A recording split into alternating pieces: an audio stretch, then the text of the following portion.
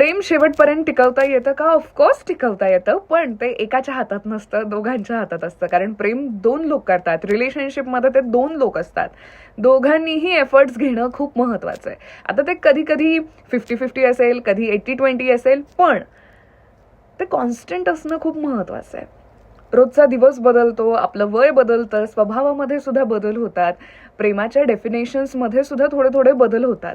मग ते ॲक्सेप्ट करणं, एकमेकांना समजून घेणं खूप महत्वाचं आहे. एफर्ट्स खूप मॅटर करतात. आणि प्रेम हे टिकतं 4 गोष्टींवर. पहिली गोष्ट म्हणजेच की विश्वास, तो असणं खूप महत्वाचं आहे. दुसरी गोष्ट म्हणजेच की अंडरस्टँडिंग, जे मी आता बोलले, खूप महत्वाचं आहे. तिसरी गोष्ट म्हणजेच की फ्रीडम, तुम्ही जितका त्या नात्याला फ्रीडम द्याल ते नातं तितकंच खुलेल. आणि चौथी गोष्ट म्हणजेच की रिस्पेक्ट, खूप खूप खूप महत्वाचं आहे. या गोष्टींची कदर करा, प्रेम शेवटपर्यंत राहील. आणि दोघांनीही एकमेकांना साथ देणं गरजेचं आहे, एकाने चालत नाही करून.